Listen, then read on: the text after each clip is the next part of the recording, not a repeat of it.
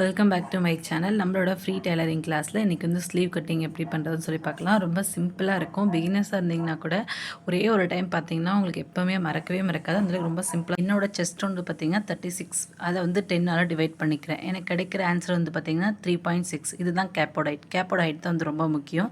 அதை வந்து உங்கள் செஸ்ட் உங்களுக்கு 38, 37 எது வேணா இருக்கலாம். பட் அதோட டிவைடட் 10 வந்து போட்டுக்கோங்க. இப்போ நான் வந்து 3.6 வந்து மார்க் பண்ணிவிட்டு என்னோடய ஃபுல் ஸ்லீவோட ஹைட் வந்து பார்த்திங்கன்னா 7 வந்து நான் எடுத்துக்கிறேன். அதுக்கும் வந்து ஒரு டாட் வந்து நான் வச்சுட்டு இப்போ இது ரெண்டுத்தையுமே வந்து ஒரு லைன் வந்து போட்டுக்கலாம். ஒருவேளை நீங்கள் கேப் ஹைட் வந்து சரியாக எடுக்கலை அப்படின்னா சுருக்கம் வர்றது, லூஸாக இருக்கிறது, இந்த மாதிரி நிறைய ப்ராப்ளம் வந்து வரும். அதனால் கேப்போட ஹைட் வந்து எப்போவுமே இதுதான் அதோட ஃபார்முலா. இதை வந்து எடுத்துட்டு இது இந்த மாதிரி ஃபார்முலா எடுத்து வந்து போட்டிங்கன்னா ரொம்ப ஈஸியாகவும் எந்த ஒரு மிஸ்டேக்கும் இல்லாமல் இருக்கும். அதுக்கப்புறம் பார்த்திங்கன்னா நம்ம ஹாம்கோலோட ரவுண்ட் வந்து எடுக்கணும். என்னோடது வந்து பார்த்திங்கன்னா எனக்கு 16 டிவைட் 2 பண்ணும்போது எனக்கு 8 வந்து வரணும். சரிங்களா? இப்போ 8 வந்து நம்ம இப்படி வச்சு எடுத்தோம் அப்படின்னா அது வந்து தப்பு. இப்படி வந்து எடுக்கக்கூடாது. இப்போ நான் எடுக்கிறேன் பாருங்கள். அங்கே மேலே வச்சுட்டு இந்த பக்கம் கட்டை விரல் வந்து எனக்கு அசையவே கூடாது. இந்த லாஸ்ட்லேருந்து இந்த லாஸ்ட் வரைக்கும் வரணும். இதுதான் நம்மளோட கரெக்டான வந்து நம்ம கேப் ஹைட் எடுத்ததுக்கப்புறமா நெக்ஸ்ட் பண்ணுற விஷயம். நாங்கள் வந்து ஒரு டாட் வச்சுக்கோங்க. அங்கே ஒரு டாட் வச்சுட்டு அங்கேருந்து நம்ம இந்த பக்கம் லாஸ்ட்டுக்கும் ஒரு லைன் வந்து போட்டுக்கலாம். நான் ஃபஸ்ட்டு மேலே போட்டிருக்க லைன் வந்து எது பார்த்திங்கன்னா ஒரு 1/2 இன்ச் கொடுத்து ஒரு லைன் வந்து போட்டிருக்கேன். அந்த பேப்பரை வந்து ஸ்ட்ரைட்டாக இருக்கிறதுக்காக ஒரு லைன் வந்து போட்டுக்கோங்க. எப்போவுமே இதை வந்து போட்டுக்கோங்க. இப்போ நான் வந்து எடுத்துட்டேன். இப்போ 8 வரைக்கும் நான் எடுத்துட்டேன் இல்லைங்களா? இப்போது இந்த 8 வந்து நம்ம என்ன பண்ண போகிறோம்னா 2ஆக பிரிக்க போகிறோம். 4 வருதா?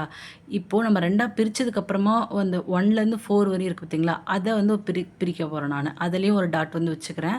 First dot, second dot, third டாட்டும் அதே மாதிரி தான். இப்போது இந்த பக்கம் இருக்கிற சென்டர் பாயிண்ட்டும் நமக்கு வந்து வேணும். அதுவும் எனக்கு 2. ஏன்னா 8ன்றதுனால 4, அதில் பாதி வந்து பார்த்திங்கன்னா 2. இப்போ எல்லாத்துலேயுமே ஃபஸ்ட்டு, செகண்ட், தேர்ட் டாட் எல்லா டாட்லேயுமே 1/2 இன்ச் எடுத்துக்கிறோம். ஃபஸ்ட்டும் 1/2 இன்ச்சு, செகண்டும் வந்து 1/2 இன்ச் எடுத்துக்கோங்க. தேர்ட் பாயிண்ட்டில் வந்து மேலேயும் கீழேயும் பார்த்தா 1/4 இன்ச் வந்து எடுக்கணும். இது வந்து மறந்துடக்கூடாது. மேலே 1/4 இன்ச் எடுத்துக்கோங்க, கீழே வந்து 1/4 இன்ச் வந்து எடுத்துக்கோங்க. இப்போ இது எடுத்துட்டோம் அப்படின்னா அடுத்து வந்து இப்போ நம்ம ஃபஸ்ட்டு ட்ரா பண்ணுறது வந்து பேக் சைடு ஹம்கோல் வந்து ட்ரா பண்ணலாம். நான் ட்ரா பண்ணுற மாதிரி நீங்கள் வந்து மெல்ல மெல்ல இப்படி கூட பண்ணலாம். ஒருவேளை பிகினர் இப்படி பண்ணாவே வந்து பார்த்திங்கன்னா சரியாக வரும். நம்ம அந்த 1/2 இன்ச் அதுக்கப்புறம் 1/4 இன்ச் அந்த லைனில் வந்து அப்படியே எடுத்துகிட்டு போய் அந்த கார்னரில் வந்து முடிச்சிடணும். ஒருவேளை இல்லை அப்படி போடுறது பயமாக இருக்குது, ஒருவேளை தப்பாக இன்னும் டவுட்டாக இருக்குதுன்னா நான் ஸ்கேல் வைக்கிறேன் பாருங்கள். இப்போ நான் போட்ட லைனும் இப்போ இந்த ஹம்கோல் ஸ்கேல் வந்து வைக்கும் போது ரெண்டும் கரெக்டாக இருக்கா?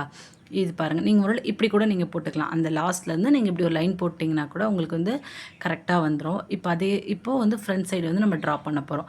வாங்க ஃப்ரண்ட் சைடு வந்து எப்படி ட்ரா பண்ணலாம் சொல்லிட்டு பார்க்கலாமா? ஃபஸ்ட்டு வந்து நார்மலாக கையில் எப்படி ட்ரா பண்ணுறதுன்னு சொல்லிட்டு கற்றுக்கோங்க. ஏன்னா இதுக்கும் ஸ்கேல் இருந்தால் தான் பண்ண முடியும் அப்படின்ற மாதிரிலாம் இருக்கக்கூடாது. அது வந்து நமக்கு ஒரு ஆப்ஷனல் தான். பாருங்கள், மெல்ல மெல்ல போங்க. ஒரு டாட்லேருந்து நம்ம கீழே போகும்போது டக்குன்னு வெளியே போகக்கூடாது. லேசாக மெல்லியே வந்து அப்படியே மெல்ல மெல்ல உள்ளே போயிடுறோம். அவ்வளோதான். இது வந்து ஃப்ரண்ட் சைடு. நான் ஃப்ரண்ட் சைடு வந்து ட்ரா பண்ணிட்டேன்னா இப்போ நான் பேக்கும் ட்ரா பண்ணிவிட்டேன், ஃப்ரண்ட்டும் ட்ரா பண்ணிட்டேன். இப்போ இதை வந்து ஒரு டைம் வந்து எழுதி வச்சுக்கோங்க. நீங்கள் எல்லாத்துலேயுமே வந்து எவ்வளோ கேப் ஹைட் எடுத்திருக்கீங்க, ஃபுல் ஸ்லீவோட ஹைட் வந்து எவ்வளோ எடுத்திருக்கோம், அப்போ நம்ம அந்த எந்தெந்த வந்து எங்கே 1/2 இன்ச் எங்கே ஃபுல் இன்ச் எல்லாமே ஒரு டைம் எழுதிக்கோங்க. எழுதி வச்சிட்டிங்கன்னா தான் உங்களுக்கு மறக்காமல் இருக்குது. இப்போ பாருங்கள், நான் ஃப்ரண்ட் சைடு ஸ்கேலில் வச்சு நான் காமிக்கிறேன். எனக்கு கரெக்டாக வந்துருச்சு. எனக்கு நீங்கள் ஸ்கேல்லையும் போடலாம், இல்லை கையில் ட்ரா பண்ணுறதுனாலும் பண்ணலாம். இப்போ இது வந்து நம்ம பேக் பார்ட்டும் ட்ரா பண்ணிட்டோம், ஃப்ரண்ட் பார்ட்டும் வந்து ட்ரா பண்ணிட்டோம். எல்லா மெஷர்மெண்ட்டுமே வந்து நீங்கள் ஃபஸ்ட் டைம் பிகினர்ஸாக இருக்கும் போது கண்டிப்பாக வந்து பேப்பரில் எழுதி வச்சுக்கோங்க. ஹைட்டு, கேப் ஹைட்டு, நம்ம எவ்வளோ லென்த் எடுத்திருக்கோம் எல்லாமே வந்துட்டு. இப்போ அடுத்தது வந்து பார்த்திங்கன்னா என்னோடய ஸ்லீவோட ஓப்பன் சைடு வந்து எவ்வளோ இருக்குதுன்னு பார்க்கலாம். எனக்கு வந்து 6.25 வந்து வருது. எனக்கு மொத்தமாக வந்து பார்த்திங்கன்னா 12 வந்து வந்துச்சு. அதில் பாதி வந்து 6.25 வந்து நான் எடுத்துகிட்டு இப்படி ஒரு லைன் வந்து போட்டுருங்க. அவ்வளோதான். இப்போ நம்ம இது வந்து ட்ரா பண்ணி முடிச்சிட்டோம். இது மேக்ஸிமம் எல்லாமே வந்து முடிஞ்சு. இப்போ நம்ம சீமரன்ஸ் வந்து கொடுத்து கட் பண்ணிக்கிட்டோம் அப்படின்னா நீங்கள் பேப்பர் கட்டிங் நம்ம நெக்ஸ்ட் டைம் எடுக்கும்போது கூட நம்ம இருக்கிற எந்த அளவு ஃபேப்ரிக் இருந்தாலும் நம்ம அதை வந்து நம்ம போட்டுக்கலாம். நீங்கள் அந்த ஹாம்கோல் சைடு வந்து 1/2 இன்ச் கொடுத்தே வந்து ஸ்டிச் பண்ணிடுவீங்கன்னா ஓகே. இல்லை நீங்கள் 1/2 இன்ச் இல்லை 1/4 இன்ச் மேக்ஸிமம் பிகினர் இருக்கும்போது 1/2 இன்ச் வந்து கொடுங்க. இப்போ நான் கீழே வந்து என்ன பண்ணுறேன் அப்படின்னா நம்ம ப்ளவுஸை வந்து போடும்போது வந்து பார்த்திங்க அப்படின்னா ரொம்ப வந்து எப்படி அப்படின்னா டைட்டாக போடுவோம். நம்ம சுடிதார் போடும்போது கொஞ்சம் லூஸ் வந்து போடுவோம். நான் வந்து கரெக்டாக ஒரு 1.25 இன்ச் வந்து நான் கொடுத்துக்கிறேன். இதுக்குன்னா நம்ம வெயிட் போட்டால் பிரிக்கிறதுக்கும் ப்ளஸ் கொஞ்சம் லூஸ் வேணும் அப்படின்றதுனால வந்து இப்போ கீழே வந்து 1/2 இன்ச்சு இல்லை 1 இன்ச் வந்து நீங்கள் மார்க் பண்ணிக்கலாம். நீங்கள் வந்து ஒரு லைனிங் ப்ளவுஸ் வந்து தைக்கிறீங்க அப்படின்னா நான் 1/2 இன்ச் விட்டிங்கனாவே போதும். பட் இதே வந்து ஒரு நார்மல் ப்ளவுஸ் வந்து தைக்கிறீங்க அப்படின்னா உங்களுக்கு வந்து கீழே வந்து ஃபோல்டு பண்ணி தைக்கிறதுக்கு வந்து 1 இன்ச் வந்து தேவைப்படும். நம்ம என்ன பண்ணலாம்னா 1 இன்ச்சை வந்து நம்ம வந்து கொடுத்துக்கலாம். 1 இன்ச் கொடுத்துட்டு இப்போ எல்லா பக்கம் வந்து நான் லைன் போட்டு எடுத்துக்கிறேன். 1 இன்ச் நம்ம குடுத்துட்டோம் அப்டின்னா, நமக்கு தேவைப்படும்போது நம்ம அத 1/2 இன்ச்சாவும் கொஞ்சம் மார்க் பண்ணிக்க முடியும். 1 இன்ச்சாவும் வந்து நம்ம மார்க் பண்ணிக்க முடியும். இப்ப இங்கேயும் வந்து லைன் போட்டு முடிச்சதுக்கப்புறமா நீங்க என்ன பண்ணுங்கன்னா, எங்கெங்க சீம் அலவன்ஸ் வந்து குடுக்குறோமோ, அங்க வந்து ஒரு உங்களுக்கு புடிச்ச மாதிரி இப்ப நான் வந்து ஒரு லைன் போடுறேன் இல்லையா? அந்த மாரி உங்களுக்கு என்ன மாரி தோணுதோ, அந்த மாரி ஏதோ ஒரு மார்க் பண்ணி வச்சுக்கோங்க. நம்ம இந்த மாரி இருக்குது. ஓ! இது வந்து இருந்தா, இது வந்து நம்ம அந்த இடம் வந்து தைக்கிறதுக்கு வந்து உள்ள போயிரும் அப்டின்றது வந்து எப்பவுமே உங்களுக்கு ஒரு ஞாபகம் இருக்கணும். அதுக்கப்புறம் என்னென்ன மெஷர்மென்ட் வந்து பக்காவா எழுதி வச்சுக்கோங்க. குறிப்பா நான் வந்து என்ன பண்ணுவேன், டேட் போட்டு வந்து எழுதி வச்சுக்குவேன். ஏன்னா, இது நம்ம ஒரு 1 வருஷம் 2 வருஷம் ஆயிடுச்சு அப்டின்னா, நம்ப அதே அளவுல தான் இருப்போமான்னு தெரியாது. அப்டி இருக்கும்போது நம்ம கொஞ்சம் ஒரு 1/4 இன்ச் அங்கங்க எக்ஸ்ட்ரா ஒரு 1/2 இன்ச் வந்து குடுத்துக்க முடியும். நீங்க அவ்வளோதான். நான் எல்லாமே வந்து எழுதி வச்சுக்கோங்க. இப்ப நான் வந்து கட் பண்ணி வந்து எடுக்கிறேன். கட் பண்ணி எடுத்ததுக்கு அப்புறமா அ ஃபே பேக் சைடும், ஃப்ரண்ட் சைடும் வந்து நம்ம கட் பண்ணிட்டோம் அப்டின்னா வந்து முடிஞ்சது. இப்ப நான் கட் பண்றது வந்து பார்த்தீங்கன்னா, பேக் பார்ட். பேக் பார்ட் வந்து நம்ம சீம் அலவன்ஸ் குடுத்துருக்கோம் இல்லையா? அதுக்கு மேலேயே வந்து நான் வந்து கட் பண்ணிக்கிறேன். இப்போ கட் பண்ணி முடிச்சுட்டோம். இப்போ வந்து ஃப்ரண்ட் சைடு வந்து கட் பண்ணிறலாம். பாருங்க நான் பேப்பர் வந்து ஓப்பன் பண்ணி வச்சுக்கிட்டேன். இப்போ இந்த ஃபர்ஸ்ட் டாட்டுக்கு மேல இருந்து தான் நம்ம கொஞ்சம் உள்ள வளைஞ்சு போயிருப்போம் இல்லைங்களா?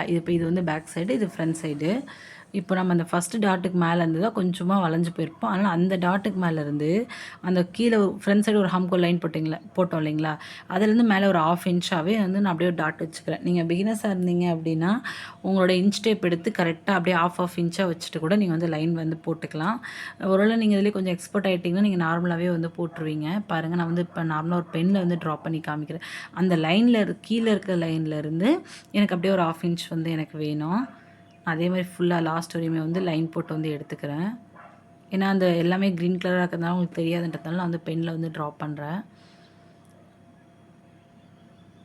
ஃபுல்லா எல்லா பக்கமும் கரெக்ட்டா ட்ரா பண்ணிட்டீங்க அப்படின்னா முடிஞ்சது.